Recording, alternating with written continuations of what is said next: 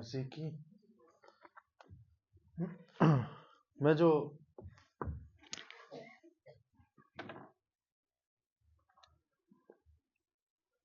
जो कहानी आपको बताने वाला हूँ, ये सच्ची कहानी है और हो सकता है आप में से बहुत से लोग इससे रिलेट भी कर पाए।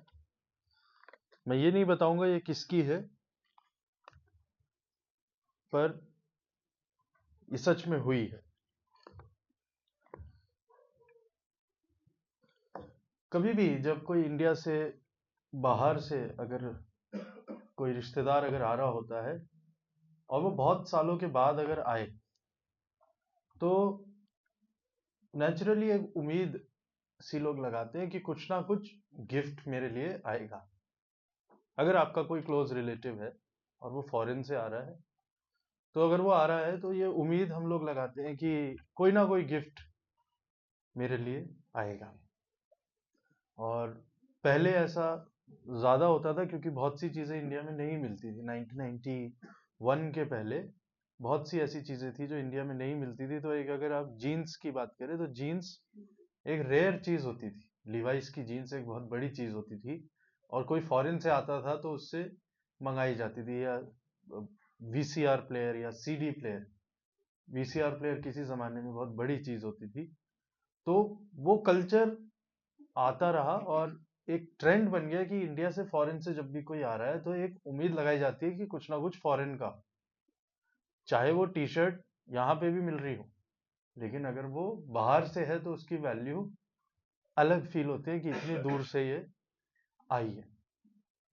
उसी तरीके से एक परिवार में कोई शख्स था, वो यूएस से वापस आ रहे थे और कई साल बाद वो यूएस से जब वापस आ रहे थे तो उन्होंने कॉल किया घर पे कि मैं आ रहा हूं, तो आप बताइए मैं आपके लिए क्या लाऊं।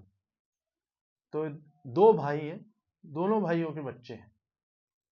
तो बड़े भाई के छोटे भाई के बेटे से फोन पे पूछा, 6 या 7 साल का होगा वो, या 10 साल का होगा आई थिंक। उससे पूछा कि भाई मैं यूएस से आ रहा हूँ तो तुम्हारे लिए क्या लाना है।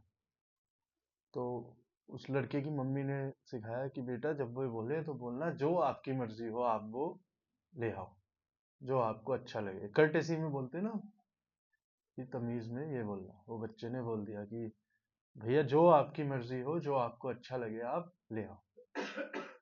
अब बड़े भाई के बेटे को फोन दिया, वो थोड़ा बड़ा था, 14-15 साल का होगा। वो बेचारे को भी सिखाया होगा ये तमीज की बात, पर उसने थोड़ा सा बोला कि मौका है तो बोल दो। उसने बोला मेरे लिए एक काम करना, रिमोट कंट्रोल वाली कार ले आना। डायरेक्टली डिमांड कर दी। और जब डिमांड कर दी तो किसी को बुरा भी नहीं लगा कि ठीक है बच्चा है और सामने से बड़ा भाई है वो पूछ रहा है, तो इसने बोल दिया। अब लेकिन जो छोटे भाई का जो बेटा है, उन लोगों को लगा हमारे वाले ने तो कुछ मांगा ही नहीं। तो उसकी माँ जो है वो अंदर कमरे में लेके गई, फिर उन्होंने बोला उन्होंने गाड़ी मांगी है, तुम प्लेन मांगना। फिर वो बाहर आया, भैया भैया मैं आपसे कहना चाहता था कि मेरे लिए रिमोट कंट्रोल प्लेन लाना। और ये सच्ची घटना है, मेरी आंखों के सामने हुई है, इसलिए मैं ये जो जानता हूं मैं बता रहा हूं। ये इंसिडेंट ऐसा कोई बहुत बड़ा इंसिडेंट नहीं है, पर इस इंसिडेंट में जो चीज मैं आपको वो समझाना चाहता हूँ कि इस इंसिडेंट में बहुत सारी लेयर्स है। एक ही परिवार है लेकिन आपस में कंपटीशन रहता है और मन में एक पॉलिटिक्स चलती है कि भले ही वो आपके ही परिवार का बच्चा है पर वो हमारे वाले से ज्यादा बढ़िया चीज कैसे ले ले, तुम उससे बेहतर करो।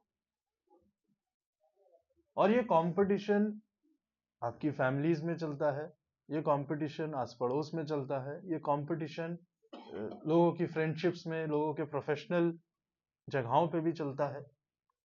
और ये सब जगह पॉलिटिक्स मौजूद है। जो बात मैं समझाना चाह रहा हूं वो ये कि जब मैं पॉलिटिक्स शब्द बोलता हूं तो वो सब जगह मौजूद है। एक लाइन मैंने बहुत पहले पढ़ी थी कि दुनिया में जब तक दो लोग जिंदा हैं, until there are two people in the world, politics जिंदा रहेगी। अगर इस सृष्टि में अगर दो लोग मौजूद हैं तो पॉलिटिक्स जिंदा रहेगी। पॉलिटिक्स से मेरा मतलब गवर्नेंस नहीं है, ये हम किसी पे राज करें वो नहीं, किसी को इन्फ्लुएंस करना अपना काम कराने के लिए, ठीक है, या कुछ ना कुछ ऐसा करना जिससे आपकी मर्जी पूरी होती हो। अपनी मर्जी को पूरा कराना, उस प्रोसेस को पॉलिटिक्स कहते हैं। ये एक फेज है, एक पार्ट है। फॉर एग्जाम्पल, मैं बिब्लिकल एग्जाम्पल आपको इसमें देता हूं। उत्पत्ति की किताब में हम सबने यूसुफ की कहानी सुनी है ना, जो जिसको उसके भाइयों ने बेच दिया था। जब वो प्रधानमंत्री बन जाता है और उसके पास पावर आ जाती है और उसके भाई आके उसे दंडवत करते हैं और वो नहीं पहचानते कि ये हमारा वही भाई है, तब वो क्या करता है? क्या वो उनका बुरा करता है? वो उनके लिए कुछ अच्छा ही करता है। वो भी पॉलिटिक्स है, ठीक है। और उसी तरह एस्तर की कहानी जब आप पढ़ेंगे तो एस्तर की कहानी में एक शख्स है हामान, वो भी प्रधानमंत्री है। और वो क्या करता है? वो एस्तर को, एस्तर के पूरे कुनबे को खत्म करने की कोशिश करता है। तो एक तरफ अच्छी पॉलिटिक्स होती है, एक तरफ बुरी पॉलिटिक्स होती है। अच्छी होती है जो फेयरनेस, जस्टिस चाहती है या लोगों का कॉमन गुड चाहती है। जब आप दूसरों का भला चाहते हो वो एक अच्छी पॉलिटिक्स है। और यदि आप सेल्फिश हैं, मैनिपुलेट कर रहे हैं या अपने लालच के लिए अपने फैसले आप मनवा रहे हैं, वो बुरी पॉलिटिक्स में गिना जाता है। पर दोनों ही हैं, ठीक है। पर ये पॉलिटिक्स से मेरा, फिर से मैं समझा रहा हूं, मेरा मतलब ये नहीं है कि हम गवर्नेंस या सरकार या किसी और तरीके से बोल रहे हैं। हम लोगों की लाइफ में भी पॉलिटिक्स चलती है, आपके ऑफिस स्पेसेस में भी होती है, आपके परिवारों में भी होती है, और आप भी करते हैं। और ऐसी चीजों को जब हम सोचते हैं या हम अपने सेल्फिश मोटिव्स में आ जाते हैं, क्योंकि सबसे पहले मैं, सबसे पहले मेरी जरूरतें, सबसे पहले मेरी मांग पूरी होनी चाहिए, सब जगह होता है। चर्चेज में भी पॉलिटिक्स होती है, चर्चेज में कमिटीज हैं। और मैं अपने चर्च की नहीं, पूरी दुनिया के चर्चेज की बात कर रहा हूँ। सब जगह ये चीजें मौजूद हैं और हम इससे आंख नहीं बंद कर सकते, हम इससे मुंह नहीं मोड़ सकते, क्योंकि इसी सोसाइटी में हमें रहना है। और मैंने शुरू में ही बोला था, जब तक दो इंसान मौजूद है दुनिया में, पॉलिटिक्स होती रहेगी। आदम और हव्वा में भी हुई ना, आदम हव्वा ने मैनिपुलेट किया ना, उसे मैनिपुलेट किया कि भाई मैंने खाया, तू भी खा, मैं अकेले क्यों फंसू। कुछ भी सिचुएशन हो सकती है, पर दो लोग जब होते हैं तो कुछ ना कुछ इन्फ्लुएंस आपके ऊपर आता है। अगर आप कपड़े भी लेने जाएं तो आप चाहते हैं कि कोई ना कोई बोले कि ये अच्छा लग रहा है या ये नहीं लग रहा है। हम तीन पैसेजेस जो हमने आज लिए हैं, उन तीनों को बहुत ही सरसरी तौर पर हम देखेंगे, पर एक पैसेज को थोड़ा सा डिटेल में देखेंगे। तीनों पैसेजेस रिलेटेड हैं और एंड में वो एक साथ आएंगे। पहला पैसेज जो हम देखते हैं वो मरकुस की इंजील 13 अध्याय उसकी 1 से 8 आयत है। पहला जो पैसेज है वो मरकुस की इंजील उसका 13 अध्याय उसकी 1 से 8 आयत। और ये आप सबने पढ़ा भी होगा, आपने इसे पहचाना भी होगा। 13 अध्याय के जस्ट पहले जो 12वां चैप्टर है वो मंदिर के अंदर है। तो मंदिर के अंदर सारी बातें होती हैं और 12वां चैप्टर जब खत्म होता है, 13वें चैप्टर में जब हम आते हैं, तब प्रभु यीशु मसीह एक भविष्यवाणी करते हैं। ये भविष्यवाणी होती है दूसरी आयत में, 13 अध्याय की दूसरी आयत ये कहती है, क्या तुम ये बड़े बड़े भवन देखते हो? यहाँ पत्थर पर पत्थर भी बचा न रहेगा जो ढाया ना जाएगा। अब यहां पर प्रभु यीशु मसीह एकदम से जो जवाब दे रहे हैं वो सवाल बिल्कुल अलग है और उसका जवाब बिल्कुल ही अलग है। ये एक आंसर दिया है यीशु मसीह ने, पर आप क्वेश्चन को पढ़िए कि उनसे क्वेश्चन क्या पूछा गया है। पहली आयत में लिखा है, जब वो मंदिर से निकल रहा था तो उसके चेलों में से एक ने उससे कहा, हे गुरु, देख कैसा विशाल पत्थर और कैसा भव्य। अब इसमें कौन सी गलत बात कह दी? मंदिर से निकल रहे हैं और नॉर्मल सी बात किसी चेले ने कर दी कि क्या बढ़िया मंदिर है और क्या बढ़िया भवन है। तो प्रभु यीशु मसीह इस पे क्या जवाब देते हैं, और वो बिल्कुल ही अलर्ट है कि क्या तुम ये बड़े बड़े भवन देखते हो, यहाँ पत्थर पर पत्थर भी बचा ना रहेगा जो ढाया ना जाएगा। ये चीज इन्हें कंफ्यूज भी कर देती है कि ये क्या जवाब है। क्योंकि अगर आप एक पत्थर की, मैं हाइट चेक कर रहा था, जिस मंदिर की पत्थर की बात कर रहे हैं, एक पत्थर करीब 45 फीट लंबा है, ठीक है, 3.5 मीटर उसकी हाइट है, और 12 फीट चौड़ा है। एक पत्थर की साइज बता रहा हूं मैं, जिस मंदिर के पत्थर की बात मैं कर रहा हूं, 45 फीट। 45 फीट समझते हैं कितना होता है? ये कमरे से भी बड़ा होगा। 45 फीट लंबा, 12 फीट चौड़ा, और 3.5 मीटर उसकी हाइट है। ये एक पत्थर का बता रहा हूं। इस पत्थर के लिए यीशु मसीह बोल रहे हैं कि पत्थर पे पत्थर ना रहेगा जो ढाया ना जाएगा। अब तीसरी आयत पे जब हम आते हैं, ये यहां सिचुएशन बदल गई है, मंदिर से बाहर आ गए, जैतून के पहाड़। यीशु मसीह जैतून के पहाड़ के ऊपर बैठे, और ये बिलीफ है कि यीशु मसीह यहां पर इसी स्पॉट पर जब फिर से दुनिया में आएंगे, यहीं पर आएंगे, माउंट ऑफ ऑलिव्स। बहुत सारे विश्वास जो हैं इस बात को बोलते हैं कि इसी माउंट ऑफ ऑलिव्स पे यीशु मसीह वापस आएंगे। क्यों? इस चैप्टर की वजह से, क्योंकि यहां पे उन्होंने बहुत सी चीजें डिक्लेयर करी थी। अब यीशु मसीह से चेले पूछते हैं कि हमने नॉर्मल सी बात करी और इन्होंने एकदम ही वायलेंट आंसर दे दिया कि यहाँ पे पत्थर ना रहेगा। उन्होंने फिर पूछा कि ये बताओ कि ये सब बातें कब होंगी। सिंपल सा सवाल है, ये सब बातें कब होंगी? 5 से लेकर 8 आयत जब आप पढ़ेंगे तो यीशु मसीह और भी भयंकर और भयानक जवाब दे देते हैं। 5th से 8th वर्ष एक बार पढ़ दीजिए। यीशु उनसे कहने लगा, चौकस रहो कि कोई तुम्हें ना भरमाए। हाँ, बहुतेरे मेरे नाम पे आकर कहेंगे मैं वही हूँ, और बहुतों को भरमाएंगे। हाँ, जब तुम और लड़ाइयों की चर्चा सुनो तो ना घबराना, क्योंकि इनका होना अवश्य है, परंतु उस समय अंत न उस होगा। समय भी अंत नहीं होगा, क्योंकि जाति पर जाति और राज्य पर राज्य चढ़ाई करेंगे। हाँ, हर कहीं भूकंप होंगे और अकाल पड़ेंगे। हाँ, यह तो पीढ़ाओं का आरंभ ही होगा। ये तो पीढ़ाओं का आरंभ ही, और इसके आगे भी आप पढ़ते जाओगे, बहुत सारी ऐसी ही बातें लिखी हुई हैं। तो हम वो डिटेल में नहीं जाएंगे, पर मैं आपको एक बैकग्राउंड दे रहा हूं इसका। अब इन लोगों ने ये जो सवाल पूछा होगा, ये क्यूरियोसिटी से पूछ लिया होगा कि जो आप ये पत्थर पर पत्थर बता रहे हो नहीं रहेगा, और ये जो होगा ये हमें बता दो कब होगा, ऐसा क्यों होगा। या कंफ्यूजन में पूछ लिया होगा कि हमने बोला कुछ, जवाब कुछ और मिला, आप एक्सप्लेन कर दो। या फिर पॉलिटिकल गेन्स के लिए बोला होगा, क्योंकि अगर टेम्पल खत्म होगा तो टेम्पल के साथ सदूकी, फरीसी, ये सब का भी, तो उनकी जगह कौन लेगा फिर? हमारा टीचर जो सबसे अच्छा है, और हमारा टीचर महायाजक बनेगा, तो हम सब भी किसी ना किसी पोजीशन, किसी ना किसी पोस्ट पर आएंगे। और ये मैं अंदाजे से बोल रहा हूं, उनके सवाल पूछने, चेलों के सवाल पूछने के लिए। या फिर ये अपनी सेफ्टी के लिए पूछ सकते हैं कि पत्थर पर पत्थर जो है, ये मंदिर जब गिराया जाएगा या कुछ होगा तो हमें पहले ही पता लग जाए, तो हम पहले से चीजें बटोर ले, जोड़ ले, उस समय के लिए तैयार हो जाए। क्योंकि मंदिर बहुत इंपॉर्टेंट चीज था किसी भी यहूदी के लिए, और वो इतना इंपॉर्टेंट था, और उनका टीचर कह रहा है कि ये मंदिर तोड़ दिया जाएगा।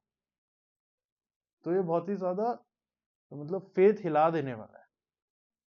आप किसी चर्च जा रहे हो और आपको एकदम से पता लगे कि ये हफ्ते भर में तोड़ देंगे, तो आपको दुख होगा। और उनका टीचर उन्हें यही बात समझा रहा है, क्योंकि जब ये जो खबर जो ये सुन रहे हैं, वो दुख की है, परेशानी की है, पीड़ा की है, और बुरा ही बुरा मिल रहा है सुनने को। यीशु मसीह ने इस पूरे पैसेज में कहीं भी कोई अच्छी बात या आराम की बात इनसे नहीं करी है। अब भले ही बात किसी के भी मुंह से निकले, पर हमें अच्छी बात सुनना पसंद है, किसको बुरी बात सुनना पसंद है? चाहे वो आपकी वाइफ, आपके पेरेंट्स, आपके बच्चे, आपके सबसे अच्छे दोस्त, कोई भी क्यों ना हो, बुरी खबर हमें सुननी नहीं पसंद, पर बुरी खबर मिलती है। अब हम आगे, आज जो रिस्पॉन्सिव रीडिंग हमने पढ़ी है, हम उसको देखते हैं 10वें अध्याय की 1 से 18 आयत। 10वें अध्याय की 1 से 18 आयत ऐसे ही एक इंसान के बारे में है जो परेशान है। और जब आप इस पूरे भजन को पढ़ते हो, 10वें भजन संहिता 10 1 से 18, तो आपको ये समझ आता है ये इंसान परेशान है। भजन लिखने वाला ना बहुत फ्रस्ट्रेटेड है, इरिटेटेड है, और वो यही कह रहा है कि बुरे लोगों के साथ बुरा नहीं हो रहा है, और वो बुरे लोग दूसरों का बुरा करने के लिए तैयार है। ठीक है, आप जब इस पूरे पैसेज को पढ़ोगे तो मतलब वो कह रहा है पूरे में करप्शन है। भजन 10 आज हमने रिस्पॉन्सिव रीडिंग के लिए पढ़ा है ना।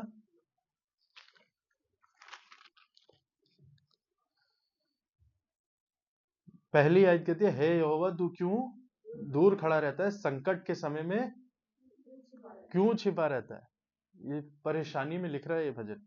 दुष्टों के अहंकार के कारण दीन मनुष्य खदेड़े जाते हैं, वे अपनी ही निकाली हुई युक्तियों में फंस जाएं। और जब आप इसको आगे पढ़ते जाओगे आपको ये समझ आएगा कि ये आदमी परेशान है, लिखने वाला, क्योंकि ये कुछ गलत नहीं कर रहा है, पर इसके आसपास के लोग इसको परेशान कर रहे हैं। और ये शिकार है पॉलिटिक्स का, क्योंकि जब आप इस पूरे भजन को पढ़ेंगे तो आपको यही मिलेगा। चौथी आयत है, दुष्ट अपने अभिमान के कारण कहता है कि वो लेखा नहीं लेने का, उसका पूरा विचार यही कि कोई परमेश्वर है ही नहीं। इस तरीके से मुझे परेशान किया जा रहा है कि उस इंसान को डर ही नहीं है कि खुदा बदला भी ले सकता है। वो अपने मन में कहता है, छठी आयत, मैं कभी टलने का नहीं, मैं पीढ़ी से पीढ़ी तक दुख से बचा रहूंगा। उसका मुंह शाप और छल और अंधेर से भरा हुआ है, उत्पात और नरक की बातें उसके मुंह में है। आठवीं आयत, वे गांव में घात लगाकर बैठा करता है और गुप्त स्थानों में निर्दोष को घात करता है, उसकी आंखें लाचार की घात में लगी रहती है। यह ऐसा शख्स है जो दूसरों को परेशान करे, और ये अपना इसका तो फायदा हो रहा है, पर खुदा इसके साथ कुछ बुरा नहीं हो रहा है। ये इस लिखने वाले की परेशानी है। और आगे जाके जब आप देखेंगे तो परमेश्वर पर वो भरोसा करता है, पर कहने का मतलब ये है, मैं जो समझाना चाह रहा हूं इस पूरे साम से, हम पूरा नहीं पढ़ेंगे, कि अच्छे लोग सफर करते, जो दुनिया में सीधा शरीफ और अच्छी चाल चलने वाला है वो ज्यादा सफर करता है, वो ज्यादा दुख पाता है। क्या ऐसा है? जो सीधी चाल चलता है या शराफत से रहता है वो ज्यादा दुख उठाता है।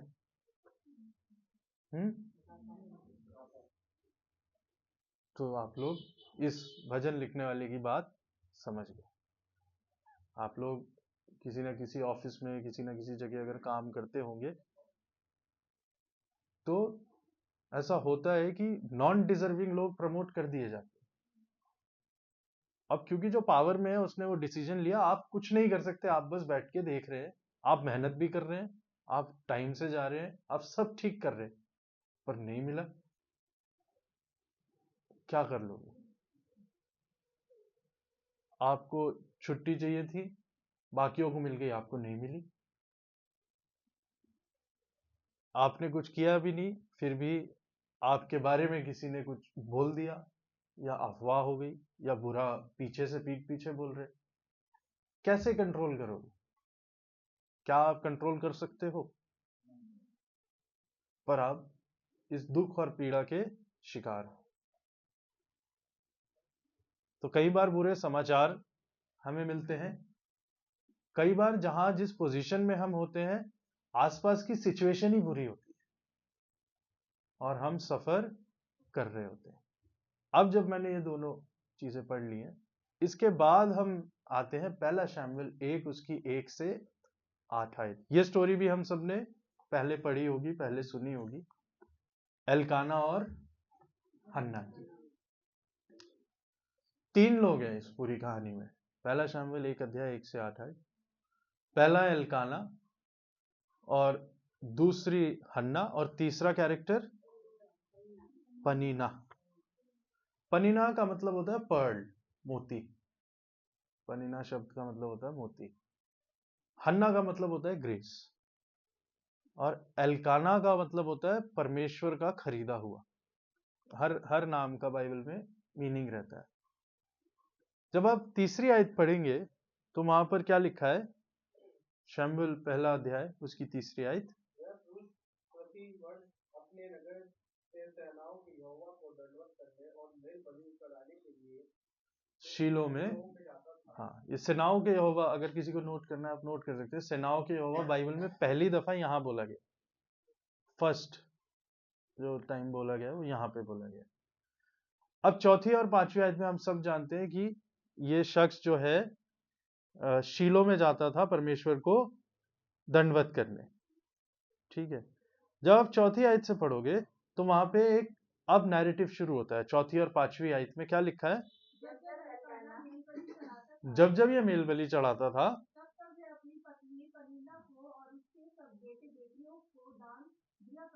अब आप जब मेल बलि चढ़ाए तो मेल बलि चढ़ाने के बाद अब आप बाहर निकले तो आपने अपनी फैमिली में कुछ कुछ बांटा। लेकिन पांचवी आयत,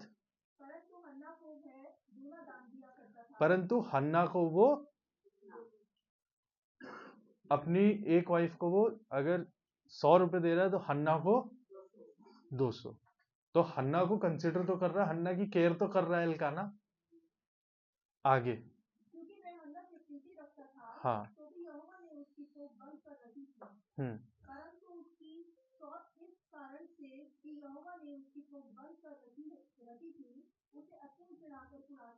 उसे अत्यंत चिढ़ाकर।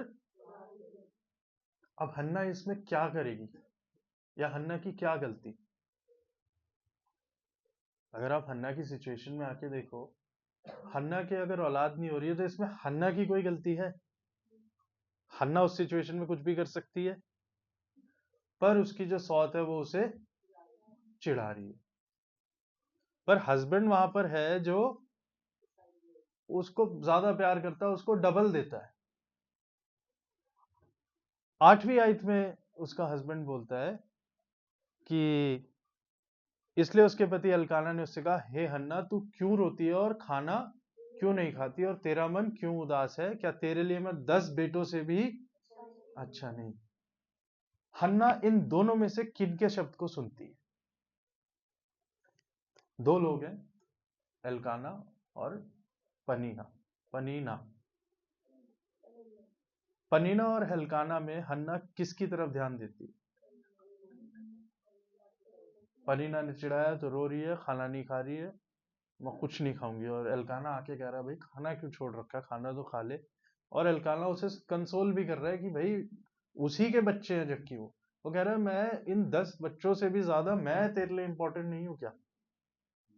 मैं सब कुछ तो कर रहा हूं, मैं तेरे को प्यार करता हूं, मैं दिखाता भी हूं, मैं डबल भी दे रहा हूं। लेकिन हन्ना को क्या दिखाई दे रहा है? बहुत दफा हम लोग भी यही करते हैं कि जो हमें कंफर्ट कर रहा है उसकी बात नहीं समझ आती। फिर एक बुरी बात जो किसी ने बोल दी है वो सालों तक चुभी हुई है और वो मन में चली जाएगी। क्योंकि अगर हम हर्ट होते हैं तो होता है ना, दुख जो है बहुत ज्यादा लंबा खींचता है। दुख को लंबा खींचने की लोगों को आदत होती है। किसी ने कुछ बोल दिया, मन में रख के बैठे हैं और बस चिढ़े ही हुए हैं। चाहे वो बंदा बोल के चला गया, उसे मतलब भी नहीं है, पर आपकी निगाह में अब वो बेकार हो गया। कोई एक इंसिडेंट ऐसा हो गया कभी, एक गलती, पर आप तो सबसे राइचियस है ना, आप खुदा है, आपके खिलाफ कोई इंसान गलती कर ही नहीं सकता। हन्ना भी इसी सिचुएशन में, और हन्ना सिर्फ चिड़ी बैठी है, फ्रस्ट्रेटेड है। 10 लोग आके समझा रहे हैं कि कुछ नहीं है भाई, इतनी बड़ी बात नहीं है। वो बोल रही है बोलने दे, मैं तो हूं। पर हन्ना क्या करके वो बात को पकड़ के बैठी। बहुत दफा ऐसा होता है, पर खुदा का कलाम यही समझाता है कि तुम उन्हीं बातों को पकड़ के बैठते हो जो बुरी हैं। 10 अच्छी बातें जो तुम्हें बताई गई उन्हें तुम इग्नोर करके चल रहे हो, और इसमें लोगों को प्राइड भी फील होता है कि मैं मुंह नहीं लगाता, एक बार जो मैंने थूक दिया तो बस अब मैं पीछे मुड़ के नहीं देखूंगा। क्योंकि हमारी ईगो इतनी इन्फ्लेटेड है कि माफी जो है वो हमारे वोकैबुलरी में से चली गई। और हन्ना भी माफ नहीं करती है। हन्ना भी अपनी ईगो में बस चिड़ी हुई है, कुड़ रही है, खाना नहीं खा रही, खुद को परेशान कर रखा है। हम भी ईगो में बहुत बार बहुत सी बातों को अपने मनों में लेकर चल रहे हैं। वो हमारे परिवारों में हो सकती है, हमारे दोस्तों में हो सकती है, हमारी कलीसिया की मिलने जुलने में हो सकती है, हमारे प्रोफेशनल फ्रंट पे हो सकती है, और कहीं पर भी किसी को कोई बात हो सकती है जो बहुत पुरानी है और आज तक लगी हुई है। पर खुदा खुदा कहता है कि मैंने 10 और चीजें भी तो तेरी जिंदगी में दी हैं, 10 अच्छी बातें भी तो दी हैं। क्या सब कुछ ही बुरा है लाइफ में? पर अगर नहीं भी है तो बुरे की ही तरफ हमारा ध्यान ज्यादा जाता है। अगर आप पहला ही शैमुएल और उसकी 17 और 18 आयत पढ़े, क्या लिखा है इसी अध्याय की 17 और 18 एली ने कहा, कुशल से चली जा, हाँ इज़राइल का परमेश्वर तुझे मन चाहा वर दे। हाँ, उसने कहा तेरी दासी तेरी दृष्टि में अनुग्रह पाए। हाँ। तब वह स्त्री चली गई और खाना खाया और उसका मुंह फिर उदास न रहा। हस्बैंड बोल बोल के थक गया, हस्बैंड डबल भी दे रहा है, हस्बैंड प्यार भी कर रहा है, हन्ना ने खाना। एली ने जब बोला कि कुशल से जा और खुदा तुझे तेरा मुंह मांगा भर दे, तब ये गई और इसने खाना भी। छोटी सी बात है कि खाना नहीं खाना और खाना खाना, पर लिखने वाले ने यह बताया है कि जब कलाम से कोई बात बोली गई तब उसे समझ आ गया। आप भी जो यहाँ बैठे हैं शायद अपनी जिंदगी में कोई मन मुटाव लेके बैठे हैं, कोई ऐसी परेशानी, कहीं ना कहीं किसी ना किसी लेवल पे आप पॉलिटिक्स के शिकार हुए, आप परेशान हुए हैं, और उन दुखों को आप अपने मन में लेकर चले जा रहे हैं। और हो सकता है दुनिया में आपको 10 लोग आके बहुत सी बातें बता रहे हो कि कोई बात नहीं, आगे बढ़ जाओ, ठीक है, आपको भी कभी फील होता हो, लेकिन ईगो की वजह से वो माफी जो है जिंदगी में आ ही नहीं रही है। तो खुदा का कलाम एली की तरह आपको बोलना चाह रहा है कि जो तुम मांग रहे हो, जिस परेशानी के अंदर तुम बैठे हो, उसका एक बहुत सिंपल सा सलूशन है कि उन बातों को छोड़ो और आगे बढ़ो। और ये आगे बढ़ने में जरूरी नहीं है कि आप, वो शख्स आपके साथ बहुत बुरा करके गया हो, बहुत आप उससे बात ही ना करना चाहते हो, मत कीजिए बात, लेकिन आप उस शख्स की उस मेमोरी को भी पकड़ के मत बैठिए। फिर तुम अच्छा नहीं कर सकते तो बुरा तो मत करो, क्योंकि हमारी जिंदगियों में बहुत सी ऐसी चीजें जो मेंटल स्ट्रेसेस चलते रहते हैं, हम मनों में सोचते रहते हैं और जिंदगी के पिछले सालों को गिनते रहते हैं और घुलते रहते हैं और गुस्सा होते रहते हैं कि ये हो गया और वो हो गया और ऐसा हो जाता और वैसा हो जाता, और मैं तो परेशान ही हूं, मुझे सबने परेशान ही किया है, मुझे सबने दुख ही दिया है, मैंने सबके लिए अच्छा किया पर मेरे साथ बुरा ही हुआ है। दुनिया में आपके जैसे बहुत से हैं, और हर रोज ऐसे लोग हैं जो किसी का बुरा नहीं कर रहे पर फिर भी उनके साथ बुरा होता है। उन चेलों ने एक सिंपल सा सवाल किया था कि ये पत्थर पर पत्थर क्यों, कब होगा? उस पे यीशु मसीह ने बहुत सी बातें बता दी उन्हें जो उनके साथ और भी बुरी होने वाली। उन्होंने कहा तुम ये मंदिर के गिरने की बस सोच रहे हो, भूकंप आ गया तो मंदिर गिरे ना गिरे, तुम्हारा घर भी गिरेगा। बाढ़ आई, भुखमरी आई, लड़ाइयां हुई, झगड़े हुए, कुछ भी होगा, पर तुम एक ही चीज पर कंसंट्रेट करके बैठे हुए हो जो शायद तुम्हें इफेक्ट भी नहीं करेगी। मंदिर गिर भी गया, उसके बाद भी क्या हुआ? 2000 साल से वो मंदिर बना ही नहीं है इजराइल में आज तक। क्या इजरायली यहूदी सब खत्म हो गए? पूरा एक देश चल रहा है। लेकिन वो मंदिर उस टाइम था और उसी को पकड़ के बैठे हुए थे कि इसको आंच नहीं आनी चाहिए। परमेश्वर कह रहा है जिस चीज को तुम सबसे ज्यादा अपनी जिंदगी में बड़ा बना के बैठे हो और जिसको तुम कह रहे हो देखो क्या विशाल और क्या बड़े पत्थर पे पत्थर हैं, तुम जिसको इतना बड़ा बना के बैठे हो ये भी टेम्पररी है, इस पे पत्थर नहीं रहेगा। मैंने जो साइज बताया एक एक पत्थर का, बहुत भारी पत्थर है, बड़े पत्थर है। और जो यीशु मसीह ने बोला था वो 40 साल बाद पूरा हो गया। 77 78 में वो मंदिर गिरा दिया गया। पर वो मंदिर से मैं ये समझाना नहीं चाह रहा, मैं समझाना ये चाह रहा हूं कि आपकी जिंदगी में भी एक बहुत बड़ा कुछ है जिसे विशाल और बड़ा बनाकर हम बैठे हुए हैं और उसी की तरफ देख रहे हैं कि देखो ये कितना बड़ा है। खुदा कह रहा है ये इतना इंपॉर्टेंट है ही नहीं, तुम जिसको पकड़ के बैठे हुए हो। हन्ना पनीना को पकड़ के बैठी हुई थी और एल्काना जो उसकी जिंदगी में अच्छी बातें कर रहा है उसे वो इग्नोर। दुख सबके पास है, पर आपके पास वो पावर है कि आप किस चीज की तरफ कंसंट्रेट करेंगे।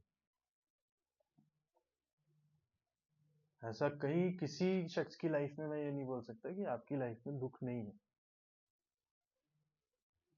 पर खाली दुख नहीं है। और ये मुश्किल है, पर ये पॉसिबल है। कोई हमें बताए कि परेशानी आने वाली है, या आपको कोई परेशान करे, या कोई आपकी कमजोरी पर आपको चिढ़ाए, मेरा क्वेश्चन ये है कि उस सिचुएशन में आप क्या करते हैं? क्योंकि आपके पास एक भरोसा, एक विश्वास है जो कहता है कि मैं तुम्हें हर हाल में कभी ना त्यागूंगा, कभी ना छोड़ूंगा। तो सफरिंग है, पर उस सफरिंग में एक भरोसा भी है। पर खाली भरोसा नहीं है, एक पार्ट आपको भी प्ले करना है कि आपको अपनी ईगो हटाना है और सिचुएशन से दूर जाना है। आप पकड़ के भी बैठे हुए हो, आप सारी चीजों से परेशान भी हो, आप बार बार सोचे भी जा रहे हो, आप तंग हो रखे हो, आप अपनी ईगो में गुस्से में बैठे हुए हो, आप चिढ़े भी हुए हो, उस इंसान, उस शख्स, उन लोगों के लिए बुरा भी बोल रहे हो, और फिर कह रहे हो खुदा मुझे इस सिचुएशन से बाहर निकाल। तो ये दोनों साथ नहीं चल सकती।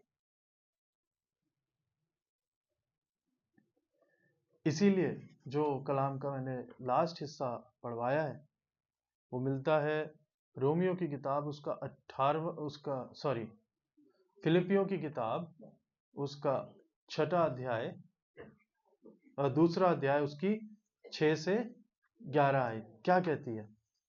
जिसने परमेश्वर के स्वरूप में होकर भी हाँ परमेश्वर के तुल्य होने को अपने वश में करने की वस्तु न समझा, हाँ वरन अपने आप को ऐसा शून्य कर दिया और दास का स्वरूप धारण किया और मनुष्य की समानता में हो गया और मनुष्य के रूप में प्रकट होकर अपने आप को दीन किया और यहाँ तक आज्ञाकारी रहा कि मृत्यु, हाँ क्रूस की मृत्यु भी सह ली। इस कारण परमेश्वर ने उसको अति महान भी किया और उसको वह नाम दिया जो सब नामों में श्रेष्ठ है। बस प्रभु यीशु मसीह, he had all the power in the world to do everything। उसके पास पूरी ताकत थी कि वो कुछ भी कर सकता था, पर उसने अपने आप को दीन किया, यहां तक दीन किया कि क्रूस की मौत भी सही। वो चाहता तो वो कुछ भी कर सकता था। इसीलिए मैंने शुरू में बोला था पॉलिटिक्स फॉर गुड और पॉलिटिक्स फॉर बैड। तो ये दुनिया का सबसे एक अजीब और गहरा वाक्य है जो प्रभु यीशु मसीह ने बोला, ऐ बाप इनको माफ कर क्योंकि ये नहीं जानते ये क्या करते हैं। उसी एग्जाम्पल से हमें सीखना है कि ऐ बाप इसको माफ कर, क्योंकि ये नहीं जानता कि ये माफी ईगो के साथ कभी भी नहीं चल सकती। तो अगर आपके अंदर ईगो या प्राइड या घमंड किसी भी चीज से, आपके पैसे से, गाड़ी से, सेहत से, रुतबे से, बच्चों से या पुश्तैनी पीढ़ियों से, कि हमारे दादा फला फला थे या मेरे बच्चे यहाँ हैं या मैं ऑफिसर हूँ या मैं किसी भी रूप में घमंड या ईगो अगर आपके अंदर है तो आप मसीही कहलाने के लायक नहीं। क्योंकि हम जिस मसीह को मानते हैं उसने अपने आप को दीन किया, यहां तक दीन किया कि even after he had power he did not use it for anyone's bad. किसी के बुरे के लिए उसने अपनी ताकत का इस्तेमाल नहीं किया, जबकि उसको पूरा राइट था। तो जब आप पावर में आए या आपके पास कभी ऐसी ताकत खुदा दे कि आप किसी का बुरा या अच्छा दोनों कर सकते हैं, तो अगर आप अच्छा नहीं कर सकते तो बुरा भी ना करें, चाहे आप चिढ़ते ही क्यों ना हो उस शख्स से। क्योंकि जब आप पावर में आते हैं तब आपके पास ये पावर भी है कि आप पनिश भी कर सकते हैं। तो पनिश करना इसलिए कि वो सुधरे वो एक अलग चीज है, पर पनिश करना क्योंकि आपको वो शख्स पसंद नहीं है, ये मसीहत के खिलाफ है। इसीलिए मसीह ईमान बाकी ईमानों से अलग है, क्योंकि यहां पर माफी आ जाती है तब भी जब आप सताए जा रहे हैं। और ये एक बहुत टफ चीज है, पर ये क्रिश्चियनिटी का एक बहुत अहम पार्ट है। तो जब हम इस चीज को सोचते हैं, हम सोचते हैं कोई मेरे को डंडे मारेगा और मैं उसे माफ कर दूं, कोई थप्पड़ मारेगा मैं उसे माफ कर दूं, ये वो वाली सिचुएशंस तो शायद ही आएंगी लाइफ में। पर जो सिचुएशंस आपकी लाइफ में आती हैं कि कोई है जिसने एरोप्लेन मंगा लिया, किसी ने गाड़ी मंगा ली और परिवार में आपस में ही कोल्ड वॉर चल रहे हैं अंदर ही अंदर, और ये चलते जा रहे हैं और हम मसीह कहला रहे हैं। तो ये दो चीजें एक साथ नहीं चल सकती, ईगो और फॉरगिवनेस। और फॉरगिवनेस परमेश्वर के कलाम से हमें पता लगती है। इसीलिए हन्ना ने, अब हन्ना के बारे में मैं आखिर में आता हूं, हन्ना ने ये पनीना को माफ कभी नहीं किया। बस ईगो में था उसे कि मेरे को भी बेटा मिल जाए। तो जिस चीज के लिए वो इतना रो रही थी, खाना छोड़ दे रही थी, परेशान घूम रही थी, जब वो बेटा मिला तो उसने क्या किया? हाँ, वो दे दिया। आप इतना ही परेशान थे, आप रखते तो अपने साथ, पर आपने आपने उस चीज को, क्योंकि मैं आज साइकोलॉजिकली जब इस पैसेज को पढ़ रहा था तो मुझे समझ आ रहा था, हन्ना ईगो में लड़ रही थी। हन्ना को बेटा इसलिए नहीं चाहिए था कि बेटा चाहिए था, पर हन्ना को हिरस में चाहिए था। हिरस वर्ड समझते हैं आप लोग? इसीलिए जो उसको मिला वो बरकत को पूरा ले भी नहीं पाई, बचपन में ही अपने बेटे को उसने,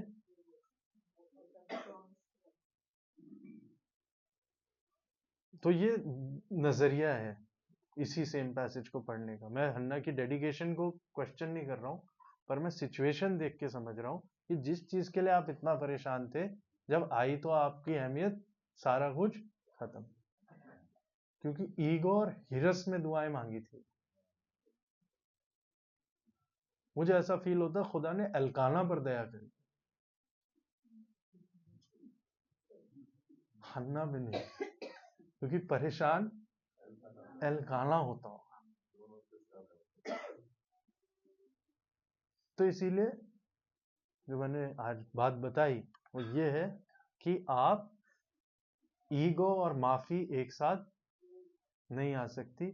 और अगर आप अपने दिल में पुरानी बातें लेके घूम रहे हैं और बैठे हुए हैं तो फिर आप मसीह नहीं बन सकते।